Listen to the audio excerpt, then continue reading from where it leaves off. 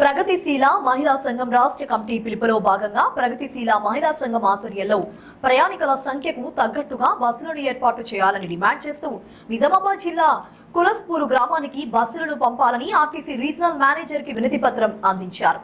ఈ సందర్భంగా ప్రగతిశీల మహిళా సంఘం జిల్లా ప్రధాన కార్యదర్శి కె సంధ్యారాణి మాట్లాడుతూ తెలంగాణ రాష్ట్రంలో కాంగ్రెస్ ప్రభుత్వం ఏర్పడ్డాక రాష్ట్ర ముఖ్యమంత్రి రేవంత్ రెడ్డి మహిళలకు ఉచిత బస్సు ప్రయాణ సౌకర్యం ఏర్పాటు చేయడం జరిగిందన్నారు.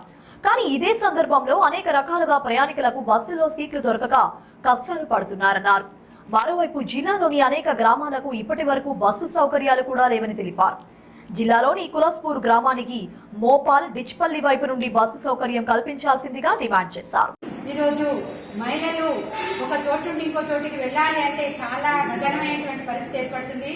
ఎందుకంటే బస్సులు ప్రయాణికులతో నిండిపోయి ఈరోజు మహిళలు అందులో ప్రయాణం చేయడం అనేటువంటిది చాలా కష్టమైనటువంటి పరిస్థితులు ఏర్పడుతున్నాయి. వాళ్ళు ఆ జనాలలో ఆ మహిళ ప్రయాణికుల మధ్యలో ప్రయాణం చేయడం అంటే వాళ్ళ వస్తువులు పోగొట్టుకోవడమా, లేదు అంగవైకల్యం రావడమా, లేదు దెబ్బలు తగ్గించుకోవడమా ఇటువంటి పరిస్థితులు ఏర్పడుతున్నాయి. అంటే ఈ బస్సులు పూర్తిగా నిండిపోవడంతో ఈరోజు మహిళలు ప్రయాణం చేయడం అనేది చాలా కష్టమైనటువంటి పరిస్థితి ఏర్పడుతుంది. కాబట్టి ఈ రేవంత్ రెడ్డి నాయకత్వంలో ఉన్నటువంటి ఏర్పడినటువంటి ప్రభుత్వాన్ని మేము డిమాండ్ చేస్తున్నాము.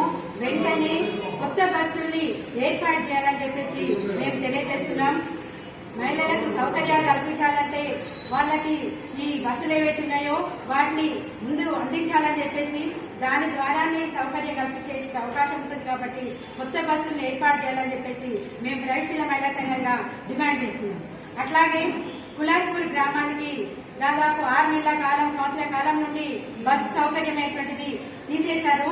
అంతకుముందు 2-3 బస్సులు, 3-4 బస్సులు వచ్చేటువంటివి.